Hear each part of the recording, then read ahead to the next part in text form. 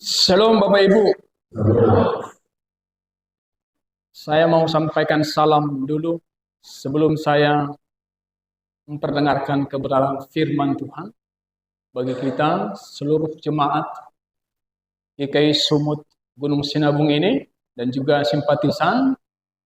Salam selamat Natal dan Tahun Baru di tahun 2025 bagi kita Bapak Ibu dari segenap jemaat kita yang dari GKI Sumut Ujung Batu 3.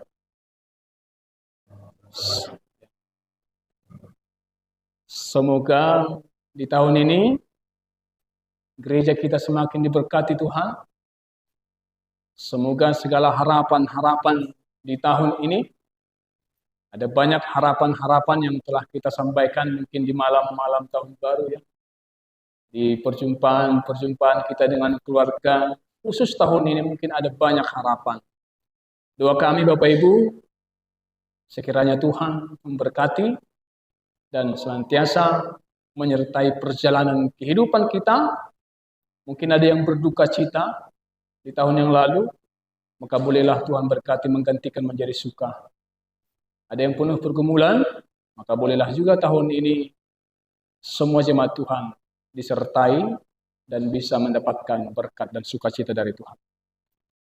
Bapak Ibu jemaat yang dikasihi Tuhan, mungkin tadi diangkat tongkatnya itu karena mungkin kalau naik saya di pijakan ini terlalu tinggi Bapak Ibu. Ya karena saya kan sudah tinggi kan. Jadi saya pikir naik lagi, makanya saya balikkan dulu sebentar kan. Naik lagi nambah 15 cm atau 20 cm nanti makin tinggi. Jadi gini-gini saja nanti jadi kuat bahkan enggak kurang enak apa saja. Makanya mending seperti ini, jadi repot lah si abang kita mencocokkan videonya untuk bisa merekam ya. Jadi Bapak Ibu jemaat yang dikasih Tuhan, mungkin sudah ada yang kenal ya. Sudah rata-rata kenal lah ya. Sudah rata-rata kenal. Nah, sudah beberapa kali naik mimbar kita. Dan khusus pada saat ini memang Bapak Ibu karena ada urusan pentingnya ini, maka saya datang ke Siantar. Karena saya harus mendahulukan tahun baruan saya ke Siantar daripada ke kampung, begitu. Karena ada urusan keluarga. Urusan keluarga rencana tahun ini, semoga Bapak Ibu juga didoakan supaya sudah ada ibunya kan, karena masih lajang dan adanya di tengah-tengah kita sekarang. Saya suruh datang gereja, coba angkat tangan dulu ibu calon pendeta. Itu ibunya calon pendeta ya, ibu calon pendeta, jadi orang Siantar aslinya. Mana tahu saya sebenarnya kalau mungkin pada akhirnya saya dengan Siantar itu berjodoh kan. Apalagi Siantar khususnya Gunung Sinabung, malah saya lebih dekatkan dengan adanya Gunung Sinabung. Amin. Saya kan bisa sekalian kan. Makanya Pak Pendeta kita Simbolon, saya bilang, oh enak kali Gunung Sinabung ini pendeta. Kenapa? Ya pendetanya cuti, datang lagi pendeta GKI yang lain menggantikan. Melayani firman. Puji Tuhan Bapak Ibu, itu semua adalah rencana Tuhan. Amin. Itu semua rencana Tuhan. Semoga juga segala urusan yang saya jalani, dan saya juga mohon menginap entah beberapa hari lagi nanti di Pastori. Mungkin Selasa bisa kembali pulang kan. Ya untuk urusan keluarga ini kan begitu. Apalagi kami sama calon ibu pendeta ini udah lama gak jumpa kan. 2 tahun kami LDR selalu. Tapi ya begitulah. Disitulah diuji kan, diuji kesetiaan itu. Diujilah di situ. Saya pun percaya sama ibu beliau pun percaya, walaupun sikit-sikit percaya biasanya. Sebenarnya sudahnya kita bilang gak ada lagi yang lain, tapi masih pikirannya ada yang lain. Pikiran kita udah bersih, tapi pikirannya masih ada yang lain itu. Tapi ya begitulah mungkin perempuan, saya nggak tahu. Begitunya perempuan ibu-ibu. Begitunya juga bapak-bapak ini sudah menikah masih dicurigai. Saya menheran kadang, tapi ya sudahlah. Kadang itu buat kami berantem, tapi ya nggak apa-apalah. Biarkanlah semuanya jadi warna-warni perjalanan itu kan. Begitu Bapak Ibu ya. Nanti panjang lebar firman Tuhan gak jadi disampaikan. Bapak Ibu jemaat yang dikasih Tuhan, kita telah membaca firman tadi yang kita baca dari Matius 2 ayat 1 hingga ayat 12. Ini masih bersinggungan dengan tema-tema Natal. Karena memang minggu kita masih minggu kedua sesudah Natal. Belum kita memasuki minggu Epifanias.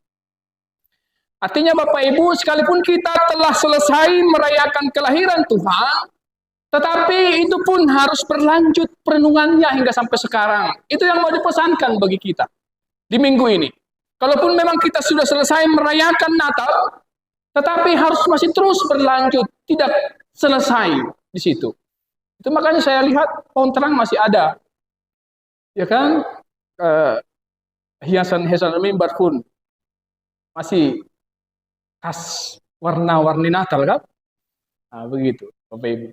Dan kita tadi telah membaca firman itu.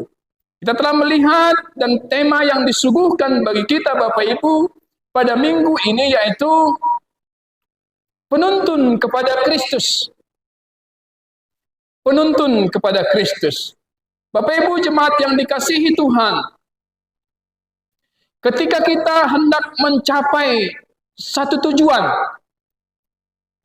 ketika kita hendak memperoleh sesuatu yang kita inginkan, atau ketika kita hendak berada di dalam satu arah yang mau kita dapatkan, atau kemana kita mau menuju suatu tempat, apalagi kalau kita masih orang baru, harus ada penuntunnya kan? Seperti saya lah Bapak Ibu, di daerah kota Medan ini kan, saya belum paham sekali jalan-jalan. Itu makanya semalam mau ke tempat keluarga calon mertua pun semalam Sherlock dulu saya. Saya mintakan untuk dibagikan lokasinya supaya menuntun sampai ke tujuan. Artinya Bapak Ibu, begitu pentingnya alat penuntun itu bagi kita supaya kita terarah. Supaya kita tahu jalan yang mau kita tuju itu. Itulah begitu pentingnya penuntun itu bagi kita, supaya kita tetap di dalam role itu, di dalam jalan itu, supaya kita tidak menyimpang ke kanan, supaya tidak menyimpang ke kiri, dan kita terlalu fokus ke depan, supaya kita memang benar-benar bisa mencapai arah yang kita maksud kita mau kemana. Semalam mau pulang pun Bapak Ibu, dari tempat di Jalan Sibatu-Batu, mau pulang pun semalam harus pakai share lokasi juga saya. GKI Gunung Sinabung. Sampaikan. Ya, namanya berpengharapan kepada Google Map. Mbah Google. Diputar-putarnya lah saya, entah kemana. Sana udah pendatang hujan kan, sana lagi kemari, jalan ini lagi kemananya ini. Sambillah megang sambil ini. Lambat-lambat lah. Tetapi puji Tuhan sampai juga rupanya di gereja. Karena semalam kecapean, karena masih kurang istirahat Bapak Ibu, perjalanan dari Ujung Batu. Saya dengarnya sebenarnya di gereja kita semalam bunyi sound system kan, latihan-latihan. Biarkanlah di situ marah Bapak-Bapak itu gak apa-apa lah, mau istirahat dulu aku begitu. Supaya besok menyampaikan firman faith, itu yang maksud saya sebenarnya kan Bapak Ibu. Nah, ketika kondisi tubuh itu tidak nyaman, konsentrasi pun berkurang, makanya saya udah istirahat sajalah. Besoklah di mimbar saya jelaskan begitu. Jadi begitulah Bapak Ibu, artinya pentingnya alat tuntun itu, pentingnya suatu pengarah itu, pentingnya pembimbing itu, petunjuk arah bagi kita supaya kita memang memperoleh tujuan. Jadi demikian juga dengan bayi. Bayi mana tahu berdiri kalau kita tidak menuntun. Dia bisa berdiri. Bayi tidak akan tahu untuk bisa mandiri, untuk bisa berbicara. Dia kan tidak bisa untuk berbicara kalau kita tidak tuntun. Setidaknya satu kata. Ma, pa. Kan itu tuntunan. Semakin anak-anak itu boleh memahami apa bahasa itu. Itulah pentingnya Bapak Ibu tuntunan itu. Sehingga dia bisa berlari, Dia bisa berdiri karena saking seriusnya dia, akhirnya dia semua yang ada di sekitarnya dihancurkan semua kan. Kalau sudah ada bayi yang baru rajin-rajin atau yang baru-baru belajar atau yang tahu berlari. Demikian juga Bapak Ibu, setelah anak-anak kita juga sudah harus memasuki dunia pendidikan, ada juga penuntunnya itu, gurunya sebagai penuntun, supaya dia bisa berhitung, supaya dia bisa membaca, dia terus menaiki level pendidikannya, masuk SD, masuk SMP, masuk SMA, dan masuk perguruan tinggi. Dia itu adalah tuntunan bagi dia, untuk bisa dia dipersiapkan bagi masa depan. Begitulah tuntunan itu Bapak Ibu, kita tidak bisa menghindari itu. Karena begitulah seharusnya kita mau menjalani kehidupan. Harus penuh dengan penuntun itu. Harus penuh dengan arahan itu. Harus penuh dengan bimbingan itu. Harus penuh dengan petunjuk itu. Kalau tidak demikian, kita tidak tahu mau kemana arah kita.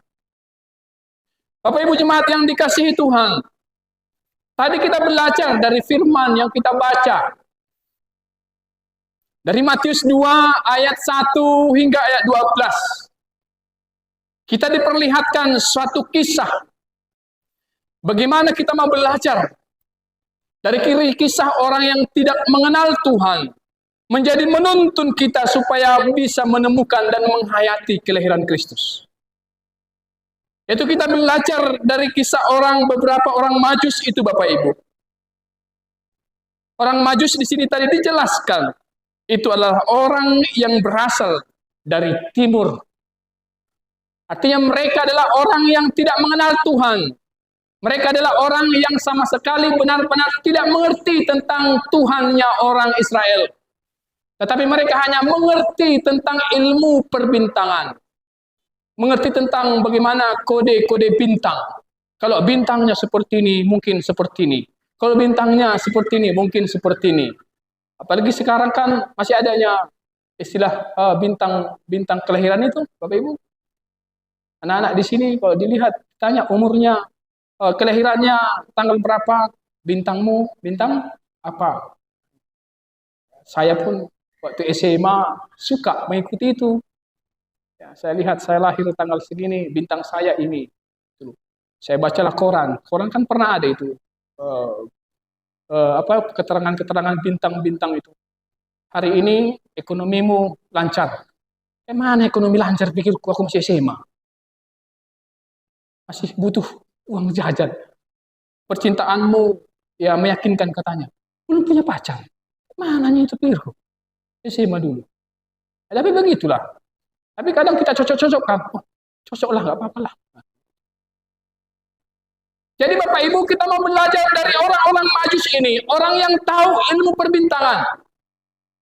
Astrologi istilahnya kalau dalam keilmuan. Jadi mereka itu fokus dan konsentrasi memperdalam tentang pemahaman mereka tentang gejala-gejala perbintang. Ketika ada bintang-bintang yang mereka lihat dan itu unik, mereka sudah center itu dari kejauhan.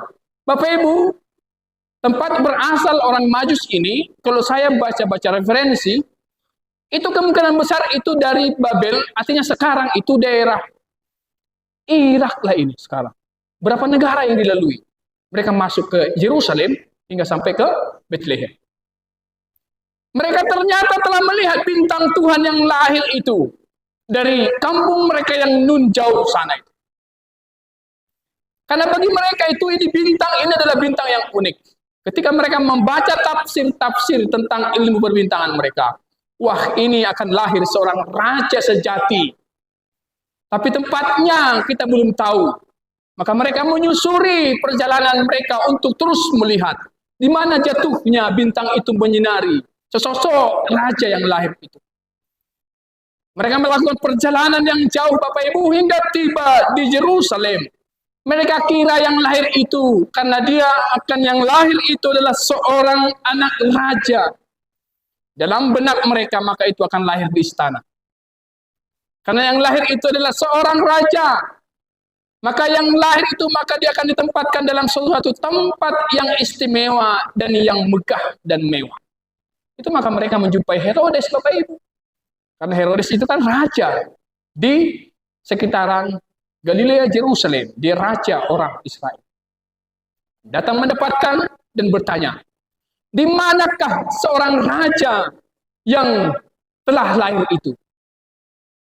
Terkejut Herodes Bapak Ibu. Kok ada raja yang lahir? Saya nggak tahu. Harusnya kalau ada raja yang lahir, aku kan sudah punya anak, banyak anak yang telah kulahirkan.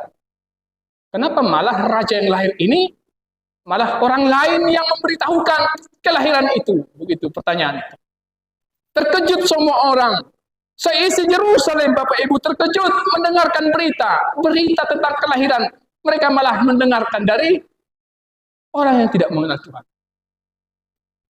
Beda kalau kita baca di Lukas itu, kisah tentang kelahiran Yesus yang disampaikan malaikat kepada gembala. Tetapi pada saat ini kita melihat Bapak Ibu, kisah tentang kelahiran Kristus itu disampaikan oleh orang yang tidak mengenal Tuhan. Dan itu ada bagi mereka dan disampaikan tentang kelahiran itu. Artinya Bapak Ibu yang mau kita coba pahami, ternyata terkadang orang yang dekat sekali dengan firman Tuhan, dekat sekali dengan nuansa Tuhan, ternyata belum tentu bisa memahami kabar sukacita itu. Ternyata terkadang orang yang yang berasal dari kejauhan, yang kadang bisa melihat kemurnian dan ketulusan dan keaslian tentang kelahiran Tuhan. Kita boleh bayangkan Bapak Ibu, seisi Yerusalem tidak tahu tentang kelahiran Tuhan. Terkejut mereka. Ketika Herodes terkejut, lalu dia bertanya, benarkah itu? Kumpulkanlah dulu para imam kepala. Kumpulkanlah dulu para ahli Taurat. Benarkah berita ini? Setelah dikumpulkan Bapak Ibu, lalu ditanya mereka, benarkah itu? Mereka membenarkan pernyataan itu. Dan kita boleh lihat Bapak Ibu di ayat keberapa tadi itu ya? Di ayat ke-5.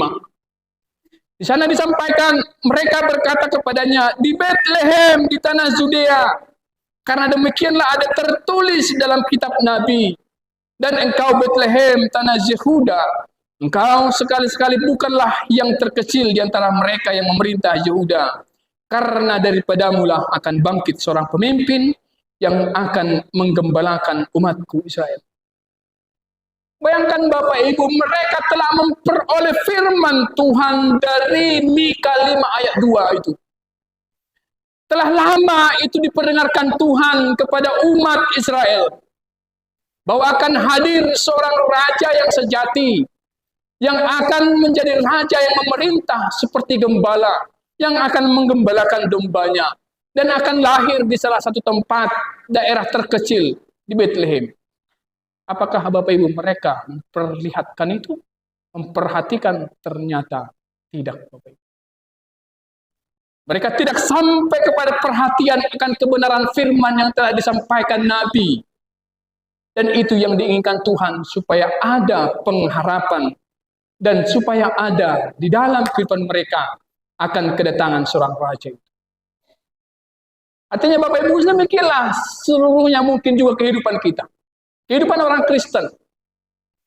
Terkadang tentang karya Tuhan, terkadang tentang iman kita, terkadang tentang kehidupan kita sebagai orang yang beriman di dalam Tuhan. Terkadang terlalu dekat kepada Tuhan. Perasaan kita terlalu dekat kepada Tuhan. Tetapi ketika ada goncangan, sedikit-sedikitnya ada goncangan itu, kita malah kecut dan kita malah merenggut dan kita tidak bisa memahami firman Tuhan di tengah-tengah penderitaan. Tetapi malah hanya orang yang baru tahu tentang kode-kode tentang kedatangan Tuhan, sama sekali sebelumnya tidak kenal Tuhan, mereka bahkan bisa menjadi saksi bagi kita untuk menuntun mengenal Tuhan. Itu adalah suatu peristiwa yang sangat memalukan bagi umat Tuhan Yerusalem. Orang dari timur yang jauh sana, mereka memperkatakan bahwa Tuhan Raja Israel itu telah lahir. Di tengah-tengahmu, di daerahmu, di wilayahmu, telah lahir dia. Itulah yang sedang kami cari. Lalu Herodes merasa tersaing Bapak Ibu. Hanya saya raja di Yerusalem. Tidak bisa ada raja lain. Dia mencoba membuat tipu muslihat Pergilah dulu, selidiki dulu. Ketika memang benar, maka nanti aku akan datang menyembah. Bapak Ibu jemaat yang dikasihi Tuhan, kisah selanjutnya dari orang Majus. Ketika mereka telah melihat, berhentilah bintang itu. Dan mereka melihat dalam sebuah rumah telah terdapat seorang bayi kecil. Di atas pangkuan seorang ibu namanya Maria. Mereka melihat rumah itu rumah sederhana. Mereka melihat rumah itu tidak rumah layaknya seperti seorang anak raja. Mereka melihat, oh itu rumah kumuh. Itu tidak layaknya menjadi tempat seorang raja. Apakah Bapak Ibu pertimbangan itu ada bagi orang Majus? Tidak. Bagi mereka bintang itu telah menjelaskan segala hal tanpa perlu lagi melihat seluk-beluk bagaimana penampilan seorang raja yang lahir ini. Bintang itu telah menjelaskan bagi mereka seluruhnya bahwa yang lahir itu adalah anak Allah, seorang raja yang kepadanya kami akan menyembah. Bagaimana respon mereka Bapak Ibu melihat seorang bayi yang lahir itu? Respon mereka ada 3. 1, bersuka cita. Mereka bersuka cita Bapak Ibu. Mengapa mereka bersuka cita? Perjalanan mereka yang jauh itu, memakan waktu yang lama itu, menghabiskan energi dan waktu mereka. Akhirnya mereka temukan jawaban. Dan yang mereka telah cari selama ini, telah ada di hadapan mereka. Dan mereka menemukan apa yang mereka cari. Bintang jadi penuntun mereka untuk bisa berjumpa dengan Kristus yang lahir. Maka mereka bersuka cita Bapak Ibu. Maka mereka berbahagia. Maka mereka meluapkan kebahagiaan itu dengan respon yang kedua. Apa respon yang kedua yang mereka luapkan dari sukacita itu Bapak Ibu? Mereka datang menyembah. Menyembah itu ada 2 yang mereka kerjakan. 1, menyembah. Mereka bersujud di bawah kaki sang Raja Israel. Mereka merendahkan diri serendah-rendahnya. Masih bayi loh Bapak Ibu. Yesus itu masih bayi loh. Kalau kita cubit pun nangisnya itu kan. Bayi loh. Kita main-main kan. Senyum-senyum kita, pemukanya senyumnya itu. Masih bayi. Kita ketawa, dia masih ketawa itu. Tetapi bagi orang Majus ini bukan bayi sembarangan. Bagi orang Majus itu bukan bayi asal-asalan. Bagi orang Majus ini adalah bayi dari Sang Allah yang turun itu, yang lahir itu. Mereka datang menyembah, bersujud, merendahkan diri di hadapan Tuhan. Mereka ini Bapak Ibu orang-orang hebat di negara mereka. Siapa yang bisa membiayai perjalanan mereka Bapak Ibu? Jauh itu kalau bukan orang kaya. Baru yang kedua, mereka membawa penyembahan mereka melalui persembahan yang terbaik. Mereka bawa apa? Emas, kemenyan, dan emas. Penyembahan mereka dilingkupi, disempurnakan dengan penyembahan berupa persembahan. Ini bukan orang asalan Bapak Ibu. Ini orang kaya, ini orang ternama, orang Majus dari timur ini. Bukan orang yang berkekurangan. Perjalanan dari timur sampai ke Yerusalem itu membutuhkan biaya mahal. Perjalanan yang panjang. Mereka dibekali dengan banyak hal. Bahkan mereka telah mempersiapkan persembahan itu jauh-jauh hari. Sebelum mereka melihat bayi yang lahir. Dipersembahkan kepada Tuhan yang lahir itu. Demikianlah Bapak Ibu yang kita lihat dari perjalanan. Ketika perenungan kita tentang kelahiran Tuhan itu. Di minggu sesudah Natal ini. Yang mau membawa kita kembali ke pengenalan yang benar tentang Yesus yang lahir itu. Di khotbah-khotbah saya Bapak Ibu, di jemaat kita. Mulai minggu-minggu Advent pertama sampai ke Advent keempat. Itu minggu Advent. Advent tentang penantian-penantian. Saya katakan kepada mereka. Sebelum benar-benar mau memperingati merayakan kelahiran Tuhan dalam kehidupan, sudahkah engkau persiapkan? Sudah kau memang benar-benar mempersiapkan itu dari 4 minggu. Kalau tidak, sia-sia semuanya Bapak Ibu. Sia-sia. Natal hanya berlalu menjadi Natal yang biasa. Natal 2020, 2021 hanya tahunnya kita hitung. 2020, 2021, 2022 hanya lewat begitu saja tanpa ada arti, tanpa ada makna. Duka tahun lalu dibawa ke tahun yang baru. Rasa sakit yang tahun lalu dibawa tahun lalu. Dia sudah merasa punya sakit hati kepada tetangganya di tahun Natal 2023. Masih dibawa nanti itu Natal tahun 2024. Belum selesai. Emang pikirku. Begitu luar biasanya manusia ini menahan benci dan amarah yang terlalu lama. Membatu, dioperasi pun sudah tidak bisa. Sudah batu kan? Apalagi mau bikin operasinya Bapak Ibu. Apalagi kalau sakit hati, itu rasa sakit yang tidak bisa dioperasi. Bagaimana mengoperasi coba? Kalau ada diagnosa dari dokter, katanya leper, masih bisa diobati. Iya kan Bapak Ibu kan? Masih bisa diobati kalau ada sakitnya leper di hati, masih bisa. Karena kasih obat, langsung bisa diproses, kontrol berapa bulan sembuh.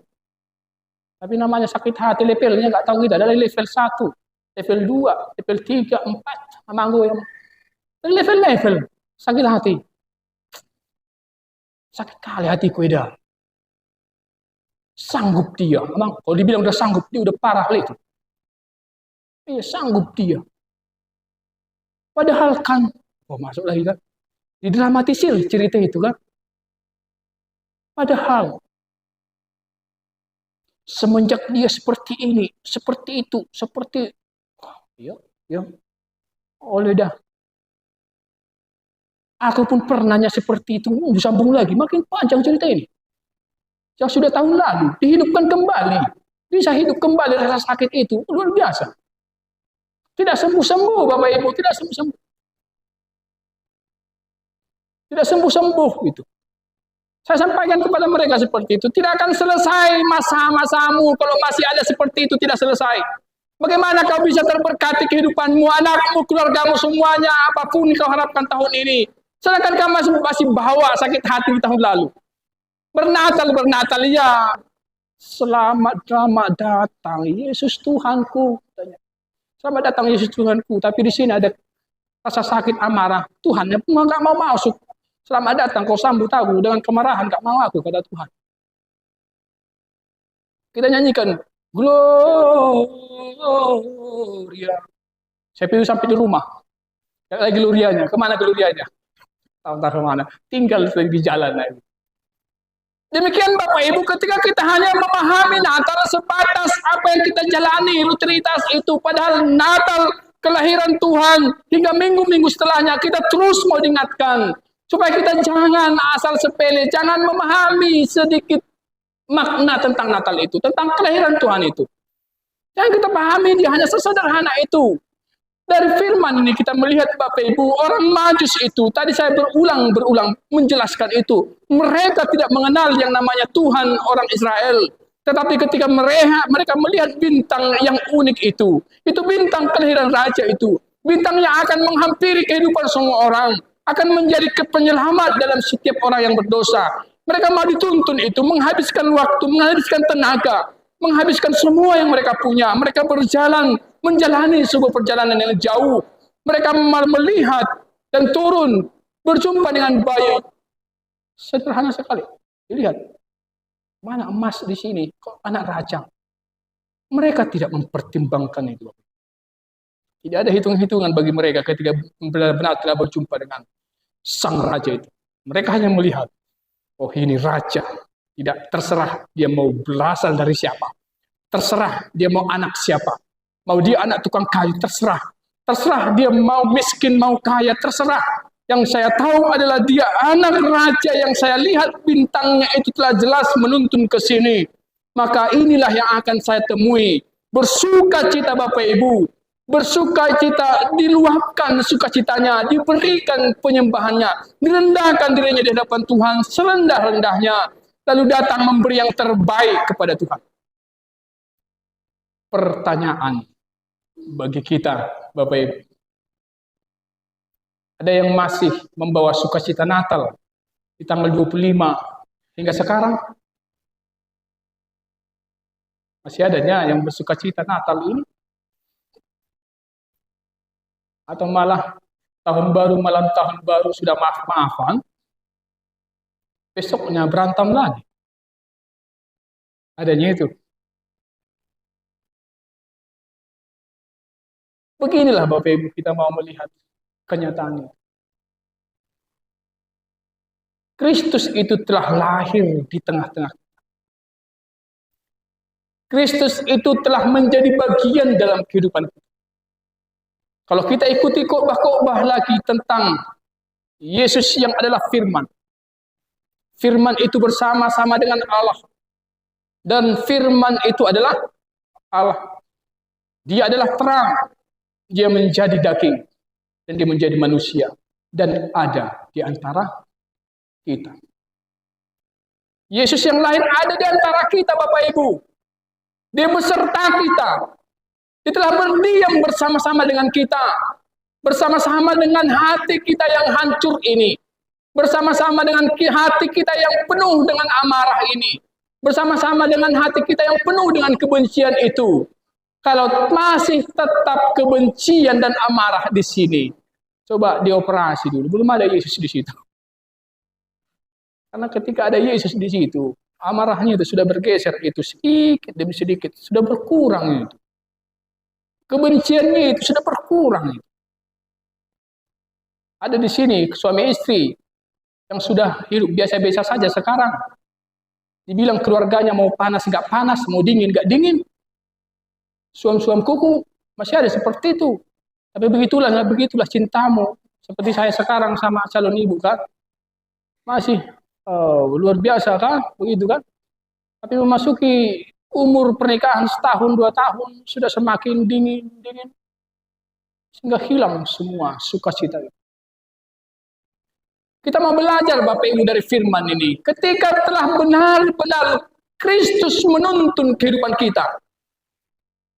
Firman ini mau melihat bahwa penuntun kita kepada Kristus, kita mau belajar dari sini. Kita mau bersukacita seperti sukacita para orang Majus itu. Jangan hilangkan sukacitamu Bapak Ibu, apapun yang menjadi persoalan. Ya. Ketika sukacitamu telah hilang di tengah-tengah keluarga, ketika sukacitamu telah hilang di tengah-tengah kehidupanmu, maka sayang sekali kita menjalani kehidupan yang beriman ini.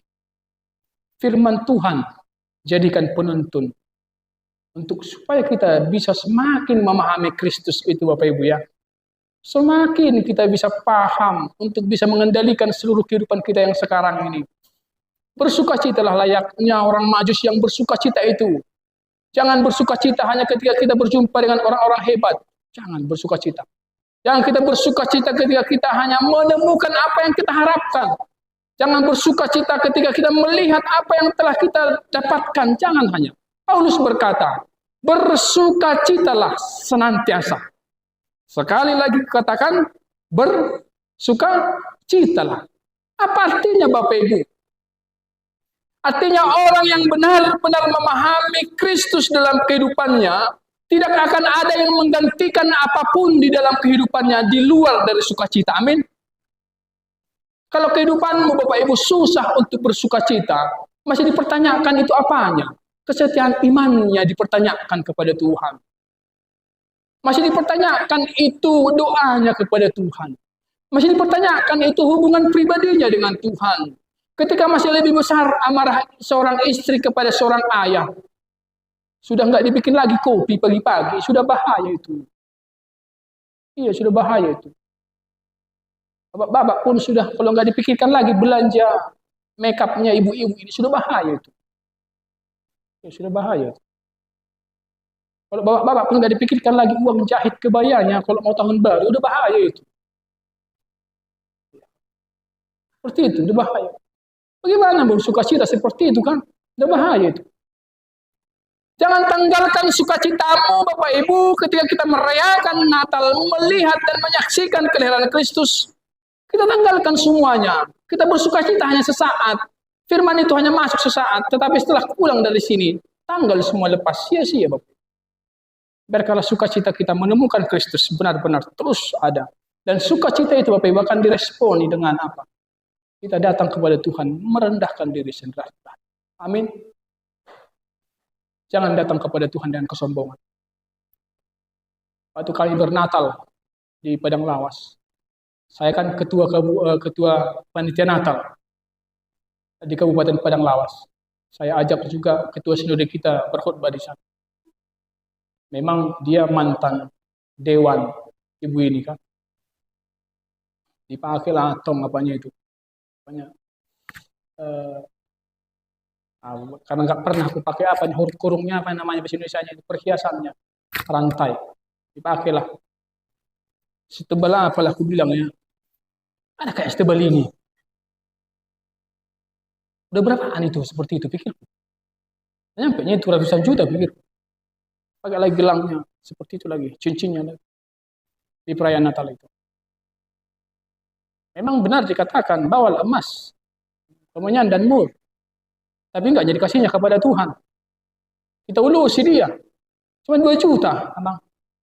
Aci uluku. Berapa lainnya? Kita ulusi dia kan pakai ulus. Apa ulus angkola itu? Mahal juga itu, 600-an ribu. Kasih. Setelah 2 juta dari saya. Sini huruf kurungnya. Setengah huruf kurungnya pun nggak nyampe 2 juta itu pikirku. Tapi ya begitulah. Jangan datang kepada Tuhan, dia memperlihatkan kemewahan dirinya. Tidak datang kepada Tuhan, menyembah, merendahkan diri. Serendah-rendahnya di hadapan Tuhan Bapak Ibu. Tidak ada harganya kita di hadapan Tuhan. Tidak ada harganya. Kita berharga hanya karena Tuhan membuat kita berharga. Jangan pernah mencoba mau berharga di hadapan Tuhan dengan apa yang kau punya. Tidak pernah bisa. Tidak ada rumusnya itu sama Tuhan. Jangan pernah merasa berharga ketika engkau menjabat punya jabatan setinggi langit di bintang-bintang di sana. Tidak bisa. Tidak bisa kita berjumpa dengan Tuhan. Karena sedemikian besar kemuliaan Tuhan. Dan tidak bisa manusia bisa menjangkaunya. Maka dia yang dari surga sana harus turun ke bumi supaya menjangkau kita. Tuhan sudah menjadi manusia, menjadi bayi. Kita malah mau menjadi seorang raja. Tidak nyambung Bapak Ibu. Datanglah seperti orang yang memang benar-benar kita bukan siapa-siapa kepada Tuhan. Bersembah sujud kepada Tuhan. Rasa sukacita bahwa kita mengalami Kristus itu. Kita harus memperlihatkan itu di dalam kita mau merendahkan diri serendah-rendahnya. Itu makanya kalau ada yang tersinggung oleh karena perkataan siapapun. Jangan merasa cepat sekali masukkan ke dalam hatimu. Jangan pernah sekali, Bapak Ibu. Kalau manusia yang merendahkan, itu nggak apa-apa lah.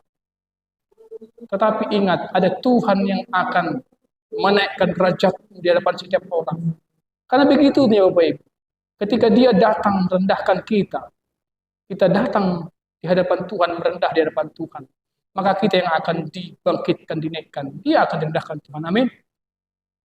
Datanglah kepada Tuhan dengan kehidupan memang benar seperti itu. Sukacita itu harus dibalas dengan kerendahan hati di hadapan Tuhan. Baru kemudian, sukacita tidak dilepaskan. Persembahan kita kepada Tuhan yang terbaik. Apa menurut kita yang terbaik kita berikan kepada Tuhan. Kita berikan kepada gereja ini. Kita berikan apa yang untuk membangun kemuliaan nama Tuhan. Berapa kali saya coba mungkin bahkan persembahan yang terbaik itu ketika diberikan kepada Tuhan, itu akan membangun kemuliaan Tuhan. Bukan membangun diri sendiri. Amin. Orang-orang Majus tidak tahu namanya sudah dicatatkan di Alkitab. Tidak tahu mereka itu namanya sampai sekarang ribuan tahun telah tercatat hingga sampai sekarang kita mengenang mereka sebagai tokoh-tokoh yang memberikan persembahan terbaik karena mereka tidak berhitung memberikan kepada Tuhan. Begitu juga kita Bapak Ibu memberikan persembahan terbaik, didorong rasa sukacita kita itu. Tuhan yang memperhitungkan bukan manusia. Amin. Tuhan yang melihat bukan manusia. Tuhan yang membuat matematikanya bukan kita manusia. Tuhan yang tahu semuanya yang kita berikan apapun itu. Tuhan tidak pernah kehilangan catatan untuk menghitung kebaikan kita. Tak perlu kita bikin nominal atau kita apapun itu Bapak Ibu. Cukuplah Tuhan yang tahu segalanya. Yang kita tahu adalah kita berikan persembahan yang terbaik untuk kemuliaan Tuhan. Melalui gereja yang dimana gereja akan selalu melakukan pelayanan untuk Tuhan. Inilah Bapak Ibu firman Tuhan yang boleh saya bagikan di awal tahun baru ini, supaya kita memang semakin memaknai kelahiran Kristus, kedatangan Tuhan itu. Kita mau berkaca, belajar tuntunan kita kepada Kristus. Kita mau melihat, belajar dari nats ini, belajar dari firman Tuhan ini. Maka marilah kita akan semakin dituntun di dalam mengikuti segala kegiatan-kegiatan kerohanian kita di gereja ini. Itu adalah tuntunan kita untuk semakin mengenal iman kita, Bapak Ibu. Yang hari berangkat saya itu hari Jumat. Di perjalanan saya ditelepon. Ada jemaat kita yang selama ini dia sudah goyah sekali imannya. Karena hubungan keluarganya sudah hancur. Sebelumnya dia menikah dengan orang Muslim, dibawa menjadi Kristen.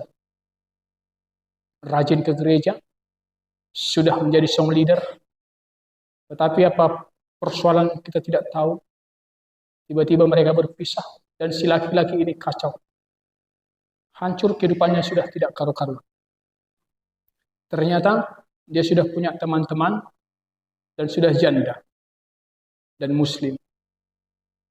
1 tahun, hampir 2 tahun dia pun sudah tidak karu-karuan. Dia pemain musik di gereja. Tetapi sudah jarang sekali. Diteleponlah saya. Pak Pendeta, saya menghargai Pak Pendeta sebagai pendeta baru.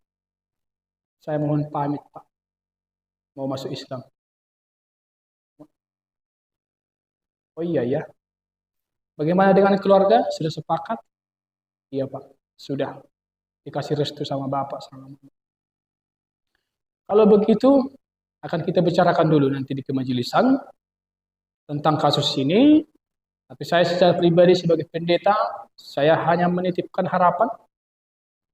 Pilihan yang telah dipilih itu adalah hak pilihanmu sebagai orang dewasa. Jalani menjadi lebih baik lagi. Itulah doa-doa saya. Terima kasih Pak Pendeta doanya. Bapak Ibu, apa yang mau kita pahami dari kisah itu? Demikianlah perjalanan kehidupan. Ketika memang belum kita menghayati iman itu, belum mengenal Kristus itu, semuanya akan bisa menggantikan Tuhan. Itu hanya masih salah satu persoalan pasangan hidup. Tidak lagi masalah sakit penyakit, tidak lagi masalah anak, masalah keluarga, semua akan terenggut oleh situasi, terenggut oleh zaman, semuanya akan menghancurkan kehidupan. Mengenali Kristus Bapak Ibu, tetaplah mau dituntun oleh Kristus melalui gerejanya. Amin. Gereja telah menyediakan tuntunan itu. Ada PA, ada ibadah hadirilah Bapak Ibu. Rendahkan diri untuk menghayati, mengenali Kristus. Orang yang semakin mengenali Kristus akan semakin tahu dia mau berbuat apa demi kemuliaan nama Tuhan. Inilah pesan firman Tuhan bagi kita Bapak Ibu. Di saat ini, di awal tahun baru ini, semoga memberkati setiap kita yang mendengarkan. Tuhan Yesus memberkati. Amin.